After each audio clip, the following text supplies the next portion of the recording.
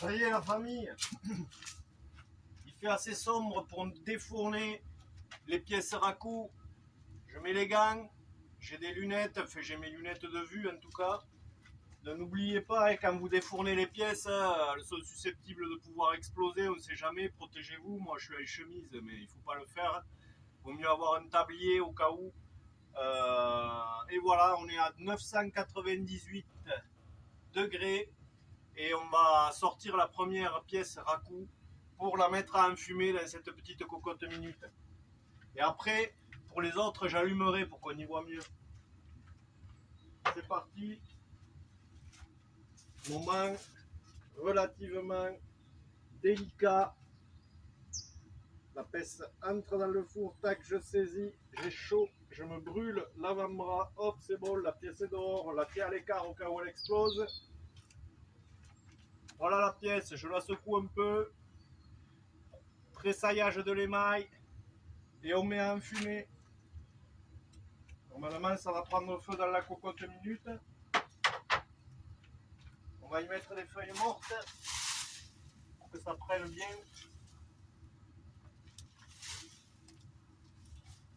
Il y a beaucoup de fumée.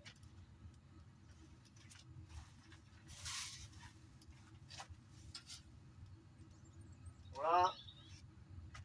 Et on couvre.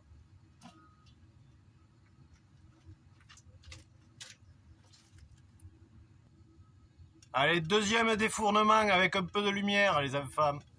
On va faire glisser le shawan raku au bon endroit et on passera de l'autre côté après pour le saisir et le sortir. Alors d'abord je le place, parce que là il est un peu à l'écart.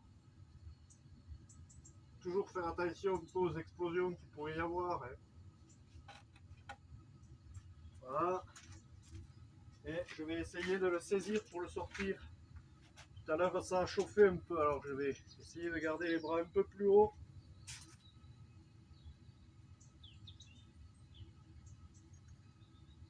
Il est un peu plus lourd, mais hop, il ne va pas sortir.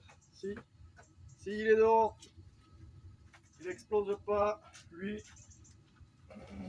on le tient délicatement si on peut. On ouvre, on pose, ça s'enflamme, c'est normal. On remet un peu de la matière.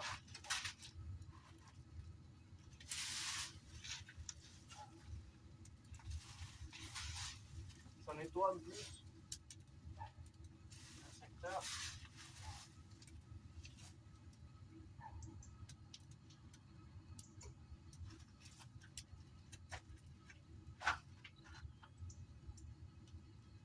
Et on couvre pour que ça s'enfume correctement. Allez, prochaine pièce, on enchaîne. On va placer la pièce, elle est là-bas. On va l'amener dans l'axe de la cheminée. Bien sûr, j'utilise des gants exprès, les enfants. N'allez pas faire ça sans gants. J'ai des gants de céramiste. Au cas où, parce que la température monte vite sur la pince.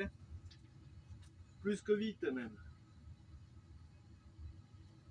Je vais vérifier si ça filme. Ouais, c'est bon. Allez, troisième pièce. Elle est là. On l'a saisie. L'émail est bien liquide.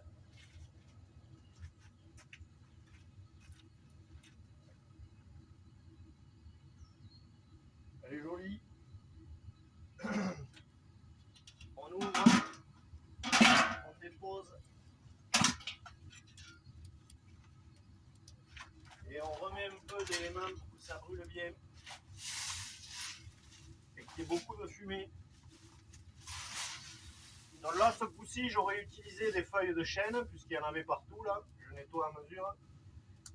Mais ça peut être de la sciure, ça peut être beaucoup de combustible, n'importe quoi, de la paille, de l'herbe séchée. Il suffit que ça brûle.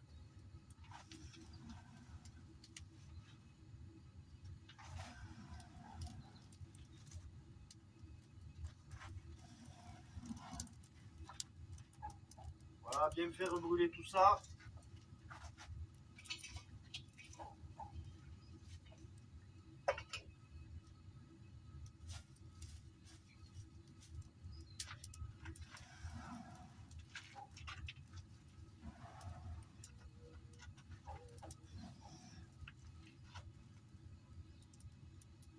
découvre. Allez, dernière pièce. On remet les gants. Important, hein, parce que là vous vous cramez en 3 secondes, la pince devient rouge et ça se transmet dans la ferraille, et je peux vous dire que la pince vous la tenez pas longtemps parce que le four est quand même à 1001 degrés là. Donc on va placer la dernière. Alors le dernier à-coup il est là, parce qu'après il y a de la faïence aussi à cet étage. Tac. On place un peu au milieu. Là on saisit. On va déjà ouvrir le capot ce coup-ci. Ce sera plus facile.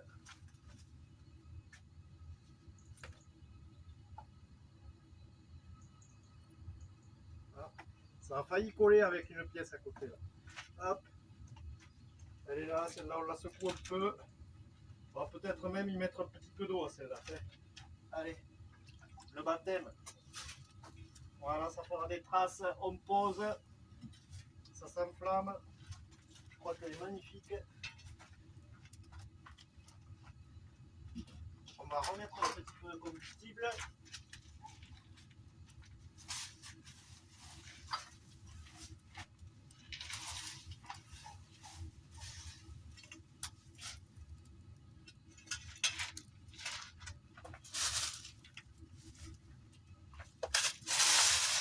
Il y a des feuilles partout, ça tombe bien, c'est pratique. Je nettoie mon espace four en même temps. Allez, on va faire enflammer tout ça.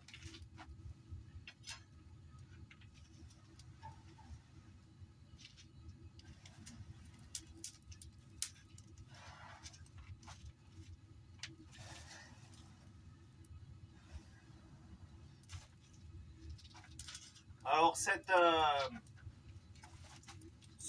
moment, il a pour but de créer de la fumée quand on ferme. Et cette fumée s'immisce à l'intérieur des tressaillages qu'il y aura eu dans l'émail lorsque je les ai sortis. Et du coup, ça va faire des fissures noires. Normalement, des fois, le tesson est blanc dessous et ça se voit vachement. C'est la particularité du ragoût. Bon, voilà. On va laisser ça fumer correctement. On va rajouter un tout petit peu plus de feuilles pour que ça fume bien.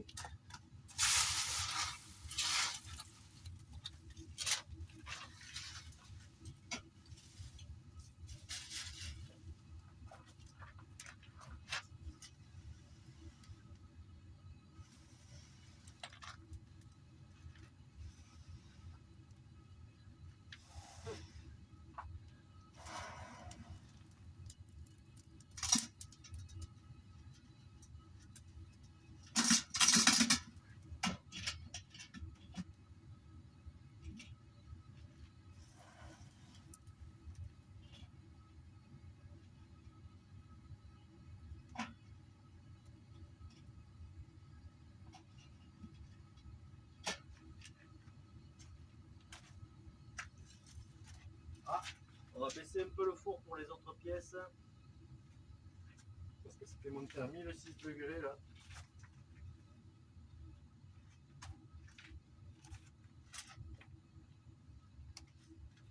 Voilà la famille. Pour le défournement ragoût, c'est terminé. Là c'est en train de s'enfumer correctement dans la cocotte. Là je vais couper progressivement le four, mon four avec les faïences à l'intérieur du coup dessous. J'espère qu'elles n'auront pas trop souffert. À un moment donné ça a bullé, mais j'ai fait j'ai baissé la pression de mon brûleur. Et du coup, puisque ça a duré plus longtemps, pendant une bonne heure, c'était à 998 degrés à peu près. Et du coup, ça a tout lissé. Bon, je pense qu'il y aura quelques défauts. Mais bon, c'est bien battu. Il y a le ragoût de fait. Et le ragoût, je vous reprends de suite pour nettoyer et vous faire voir le résultat à la famille.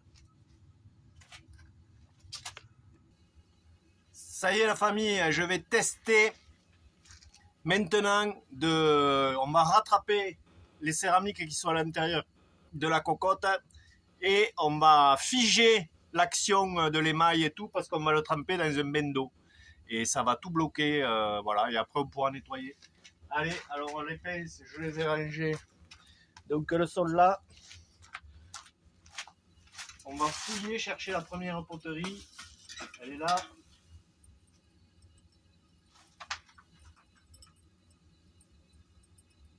On va la laisser se calmer un petit peu ici, là. Tranquillement quand même. Pour ménager le choc thermique le dernier. Ah non, moi j'ai cru qu'elle était cassée. Apparemment elle est entière.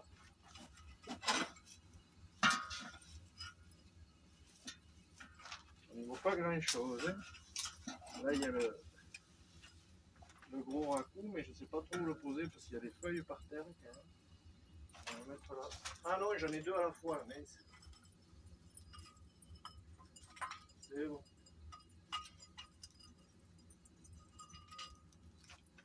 Voilà, les 4 pièces sont sorties. On va refermer la cocotte et la lever parce que ça fume. Les gants, parce que la cocotte est brûlante. Il faut toujours vraiment faire, surtout avec l'habitude, il faut faire attention parce que souvent on croit que les choses, on s'y habitue, on croit que les choses ne sont pas chaudes et en fait si. Donc il vaut mieux faire attention tout le temps quand même. Allez, on va tremper la première pièce. J'espère qu'elle ne va pas éclater. C'est la dernière épreuve que je dois subir. On va y aller tranquillement.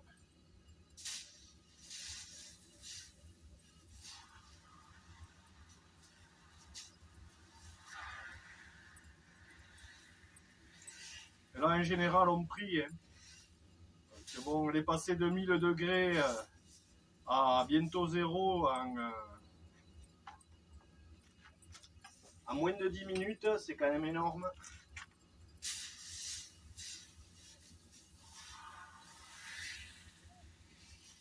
Ouais, il faut le respecter jusqu'à la fin. Ça a l'air rose. Parce que je voulais, mais bon, c'est pas grave. On fera avec ce qu'on a obtenu. Hein. C'est les lois de la céramique et du raccou. Et le chawan, en espérant qu'il résiste un dernier coup aux éléments. Allez mon grand, tu es presque. On résiste, on serre les dents. Je te laisse tranquille 10 minutes après.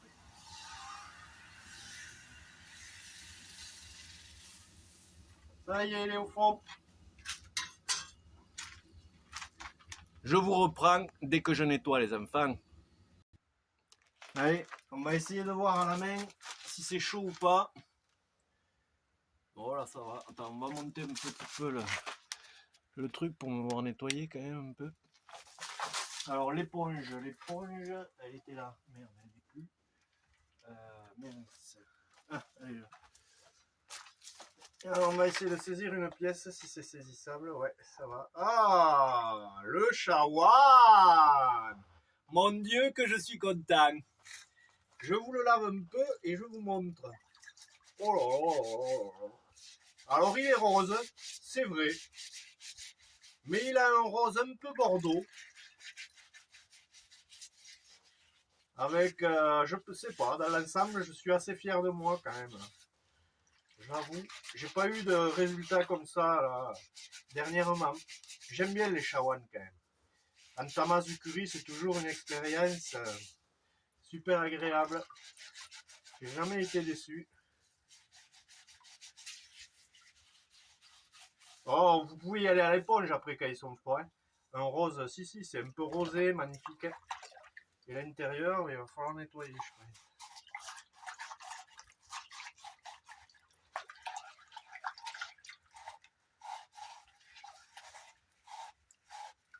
Je vais aller chercher un peu de pec pour mieux les nettoyer.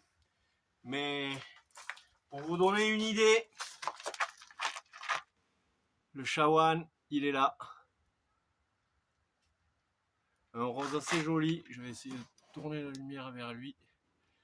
Voilà. Avec le clou du spectacle est devant. Et là où j'avais mis la surépaisseur, c'est ici que ça se passe. Il y a du bordeaux, du vert, et du rose. Belle fresque. Ah, il y a le doré. Il y a le doré, mesdames et messieurs. Il est ici. Je vous le montrerai tout à l'heure. On va les rentrer pour les nettoyer avec un peu de pec. Et j'ai obtenu de nouveau le fameux doré. Couleur or. J'adore. Magnifique, je suis super content. Il a résisté complètement à la cuisson. Bon, il sera un peu râpeux à l'intérieur. Parce que comme d'habitude, j'ai frotté. Et ça fait remonter la chamotte. Et du coup, ça gratte un peu. Mais bon, franchement, je suis super content de mon travail sur ce coup-là. Beau chawan, je vous le montre tout à l'heure. Allez, on continue à nettoyer les autres pièces rapidement. Alors, on va les rentrer à la maison. Ça sera plus facile à faire à la maison. Bon, franchement, la couleur, c'est correct. Bon, c'est un rosé bordeaux. Le vert, il n'a pas tellement changé de couleur, sinon. Hein. Il est resté voilà, fidèle à lui-même, c'est du vert. J'aime bien quand même. Deuxième, troisième, elle n'a pas cassé non plus. La surépaisseur s'est disloquée et j'ai presque atteint un bordeaux, violet. Violet carrément, on verra ça en plein jour tout à l'heure, magnifique. Je découvre en même temps que vous là, mes pièces. On va aller les nettoyer à l'évier de la maison. Tout ce qui doit tomber par contre. Quand je gratte, je nettoie vraiment le bol. Si ça tombe, c'est pas grave, c'est que ça devait tomber. Celle-là, elle est bien lisse parce qu'elle a été tournée à l'intérieur, tandis que le chawan, il est un peu plus râpeux. Il y a un tout petit peu de bleu ciel au fond. Je suis content. Et du noir presque anthracite. On va aller nettoyer ça. Et la dernière, ouh, il y a presque du jaune, du vert clair, comme jamais j'en ai vu là. Ouais, je suis trop content. C'est cool. Le raku s'est super bien passé. Mais j'ai jamais été déçu par du raku en fait. Parce que on peut jamais s'attendre à ce qui peut se passer. Même quand les bols ils explosent, ça arrive, il faut faire attention. Hein. Moi j'étais en chemise, mais ça il faut pas le faire. Hein. Normalement, il faut s'habiller avec un tablier en cuir ou un truc qui protège vraiment. Quoi. Et les chaussures comme je les ai là, avec de la toile, machin, pas bon. Parce que si un morceau de tesson explose et vous tombe sur la chaussure, vous l'avez entre les orteils en 2 secondes. Hein. Il faut faire gaffe. Voilà, je suis relativement confiant en mon matériel en fait. Le grès, je sais que j'ai fait une 40 ou 50 ou 100 défournements et il n'y a jamais rien qui a explosé. Donc bon, j'y crois, mais c'est dangereux. Il faut le savoir quand même. Magnifique, hein, il y a une espèce de jaune là. Ça me plaît bien hein, de faire des tasses autour. Parce qu'après, elles sont belles. Et il y a un petit bleu anthracite dedans. Là. Enfin, on va aller nettoyer tout ça. Je vous reprends de suite après les enfants. On les verra mieux. Tchuss. Voilà la famille. Le four est mis hors service. J'ai éteint le four. J'ai bouché toutes les entrées avec de la laine, de la fibre réfractaire. J'y fais en ce moment dans le four 917 degrés. Donc les deux sortes, l'entrée en bas est fermée avec de la laine, de la fibre, appuyée par une brique. Et dessus c'est pareil, sur le four c'est pareil. Donc voilà, on va laisser refroidir jusqu'à demain matin. Et demain matin, on viendra voir un peu la tête des pièces, vite fait. Et puis on va aller nettoyer les pièces raku là.